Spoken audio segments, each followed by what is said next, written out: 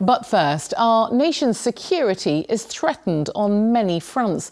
The terror threat from within our communities, threats from the sea and from cyberspace. Lewis Vaughan-Jones spoke to some of the country's leading security specialists for this report on our vulnerability and our level of vigilance.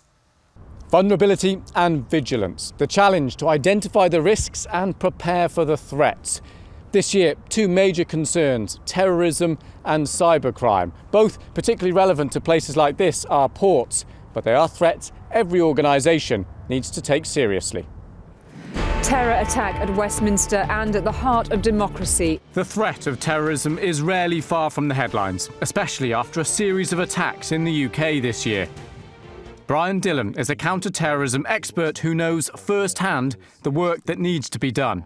Large companies generally have a very efficient in-house security team, particularly global corporates.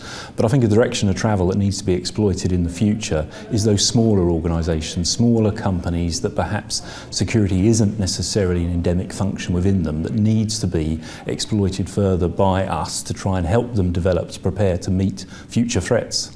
There are two areas where things have improved in the last few years. That's the increased cooperation between the security industry and the police, and also the realisation that security is the responsibility of everyone within an organisation. But there is still much more work to do.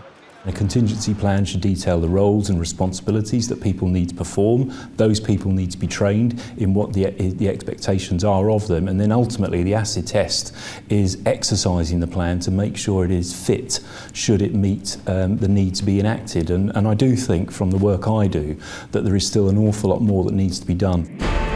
21st century chaos, the NHS held to ransom by a cyber attack that's now gone global.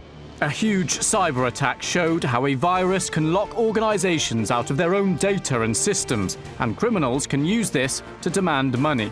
We've seen something like a 6,000% increase in ransomware attacks on the last 12 months, and we're expecting this 12 months to be an increase on that yet again. Mike Gillespie is Director of Cyber Strategy and Research at the Security Institute. He says although public awareness of cybercrime has never been higher, that hasn't necessarily meant people are as vigilant as they should be. In over 99% of successful attacks, the attackers exploited a vulnerability, a technical vulnerability that was known about for over a year. We have got communication protocols on equipment that is running out-of-date software, obsolete protocols, some of which has been known to be vulnerable now for up to a decade. So we have a broken front door on our house, and we're going on holiday, and we wonder why we get burgled. So the question now is how best to combat the threat, and the answer may be surprising.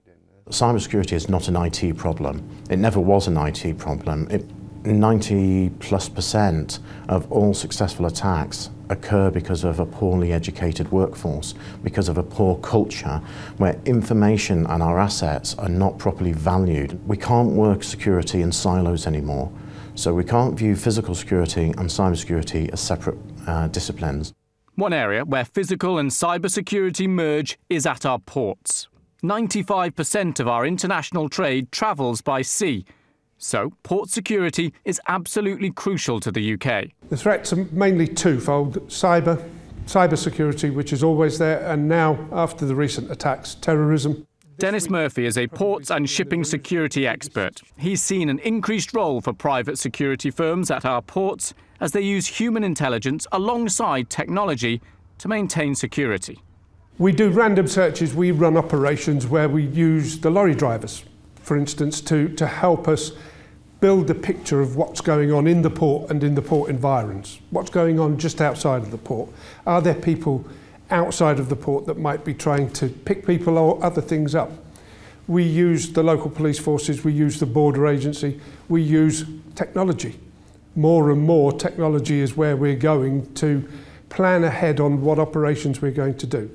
The technology keeping us safe from terror and cyber attacks is improving, but it still relies on people. And that's why the culture is so important, making sure everyone is involved in reducing vulnerabilities and maintaining vigilance.